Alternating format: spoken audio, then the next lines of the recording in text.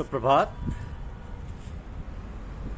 प्रगाढ़ ध्यान का खुमार, यह हमारी आज की आध्यात्मिक चर्चा का विषय है। प्रगाढ़ ध्यान का खुमार। अभ्यासी को कम से कम सुबह व शाम को संध्या अवश्य करना चाहिए। यदि कोई अपना सत्संगी नहीं है तो अकेले रहना चाहिए। गुरुदेव की बताई विधि को लेकर गुरुदेव के ध्यान के सारे करना चाहिए। सुबह व शाम को ध्यान अवश्य करना चाहिए। जब कोई सत्संगी भाई या बुजुर्ग मौजूद हो तो कम से कम रोजाना या तीसरे रोज अवश्य मिल मिलाकर सत्संग करना चाहिए।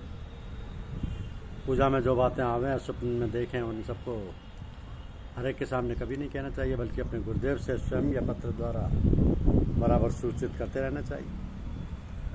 या जो उस जगह पर मुखिया गुरुदेव की ओर से नियत कर दिया गया हो उससे अकेले में कहें सुने आचार्य से। और उन मुख्य सत्संगी साहब का फर्ज है कि वह प्रकृति की नाड़ी देखभाल कर उसका उचित उत्तर व उपाय बतलाएं। यदि उनकी समझ में ठीक ठाक ना आए तो गुरुदेव की सेवा में सूचित करें। अब हम कर्मों के व्यवहारों में भी आत्मिक सुधार का रंग देने के लिए बजाय इसके कि कुल कर्म इंद्रियों व ज्ञान इंद्रियों को कठिन कसौटी पर काढ़ें, ये तरीका पेश करते हैं कि तमाम कर्म इंद्रियों में एक व मुख्य इंद्रिय पकड़ लें और ज्ञान इंद्रियों में से भी एक ऐसी पकड़ लें जो तमाम ज्ञान पर अपना प्रभाव रखती है। तो इधर इसकी सरदारी का प्रभाव कर्म इंद्रियों के स्टाफ पर भी हुकूमत करता हो तो वो दो इंद्रियां क्या हैं? दो मुख्य इंद्रियां आँख और जीभ हैं। यदि ये दोनों काबू और सुधार गति में बिना इस बात के कि अलग अलग काढ़ा आ जाएंगी और इतना ही पवित्र प्रभाव हमारे अंतःकरण पर पड़ेगा।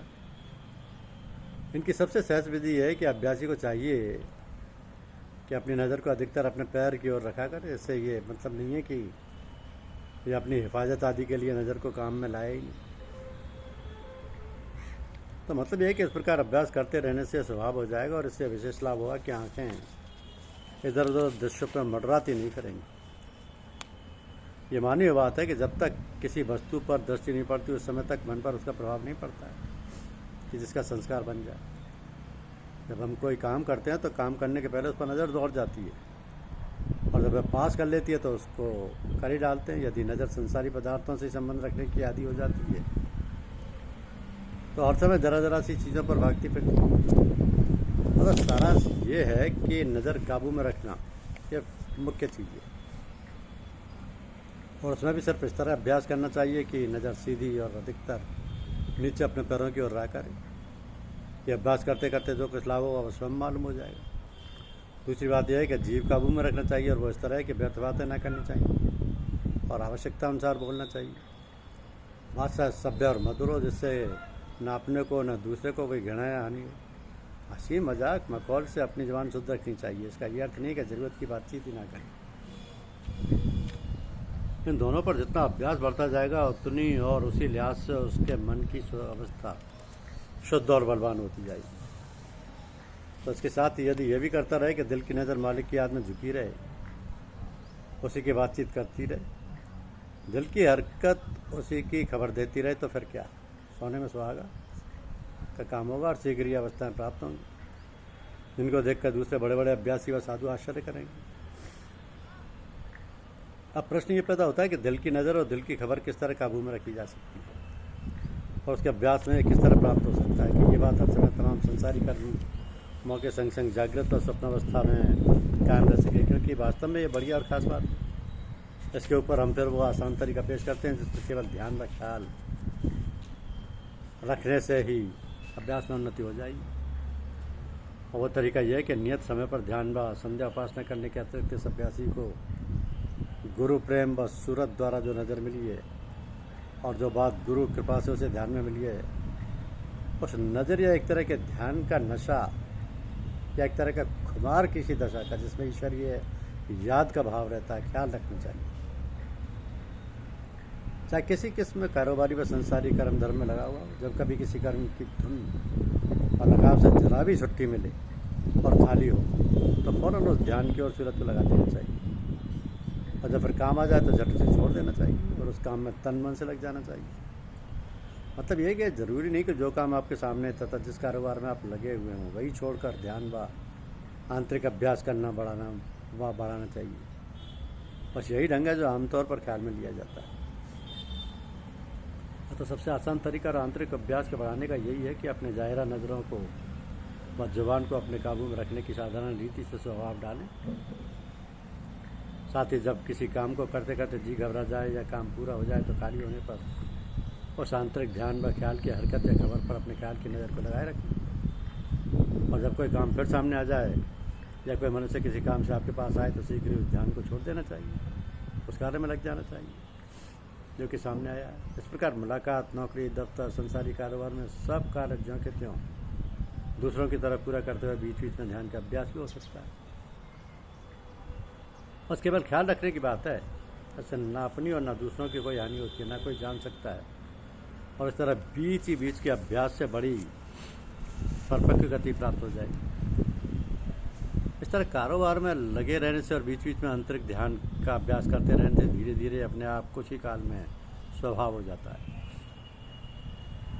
कि चाहे आप कहीं कुछ काम करते हो, वो दिल की नज़र भी अपनी स्वाभाविक अवस्था है, संग संग काम करती रहती है। इस प्रकार होते होते अवस्था स्वयं अत्यंत आसानी से स्वभाव बन जाती है और संसार में सब में लिप्त रहते हुए संसारी कर्म धर्म की जरूरी बातें मामूली संसारी पुरुषों से कहीं सुंदर शांत और सभ्य रूप में पूरी बातें बरतते हैं। और इधर ईश्वर के ज्ञान दृष्टि दिली नज़र में भान करने से संसार की तमाम बातों से निर्लेप रहते हैं।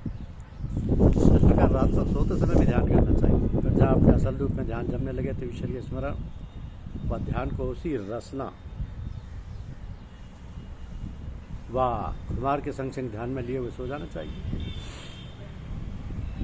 इस प्रकार जो नींद आपको रात भर रहेगी उसके भीतर ध्यान की गति भी लगी रहेगी और जब तक आप सोचेंगे आपका अभ्यास बराबर जारी रहेगा। इस तरह जागृत और सपन में दोनों अवस्थाओं के व्यवहार होते हुए भी ऐसा लाभ में अभ्यास बड़ी आसानी से उन्नति कर सकता है। तो एक आवश्यक बात यह है कि खाना खाते समय उसी ईश्वरीय स्मरण को उसकी ओर दिली ध्यान लगाए रखने का स्वभाव डाल जाए। इसमें इस तरह कोशिश करनी चाहिए कि जब खाना सामने आए उससे पहले ही तेज मौज में आ जाए। अगर सामने आए तो ख्याल करके ख्याली मौज बना ले, फिर उसी मौज में शांति के साथ खाना खाए। ऐसा अंदर वो बड़ा लाभ होगा कि इसे खाने में जो रस बनेगा उसमें वही भाव पैदा होंगे और मन तथा मन की शक्ति बनने में इस तरह से बड़ा भारी प्रभाव पड़ेगा। दूसरी आवश्यक बात यह है कि अपने स्वभाव में ये बात पैदा करने का प्रयत्न करें कि जब किसी से भी मिलना जुलना पड़े या किसी काम से किसी के पास जाना पड़े तो मुखातिब होने से पहले और सामने आ जाने से पहले आंतरिक ख्याल को उसी आनंद और मौज में रंग लें। तो इससे अत्यंत अच्छा प्रभाव ये पड़ेगा कि आपके अंतःकरण पर दूसरों का प्रभाव नहीं पड़ सकेगा। यह हो सकता है कि आप दूसरों से मुखातिब होंगे और बातचीत करेंगे तो सब तरह की गुप्त जोशीली मौज में बनी हुई होगी तथा उसका अच्छा प्रभाव दूसरे के अंतःकरण पर पड़ सकता है और मौका पाकर फिर भलाई में भी परिणत हो सकता है। इस प्रकार अपना और दूसरों का उपकार साथ साथ हुआ करता है और समय भी व्यर्थ नहीं जाता। तीसरी बात है कि जब कभी ऐसी बात अपने से हो जाए जिससे भय और लज्जा मालूम होने लगे और जिसके कारण सत्संग में रुकावट पैदा हो तो गुरु के सामने जाने में भी लज्जा रुकावट हो, धीरे धीरे सिलसिला रस्ता कम होने लगे, धीरे धीरे उधर के ध्यान में उपासना आदि के धर्म कर्म में मन ना लगे, साथ ही हाथ आए हुआ मार्ग छूट जाए या बहका कर इधर उधर भ्रम और चक्कर में फंस जाए तो उन सबका केवल एक आसान और बड़ा उत्तम उपाय यह है कि जब कभी किसी प्रकार का भ्रम और कोई लज्जाजनक बात ख्याल में आए तो साहस करके शीघ्र ही अपने गुरुदेव की सेवा में उपस्थित हो जाए और सत्संग कभी ना छोड़े। जब सत्संग कभी ना छोड़े। धन्यवाद।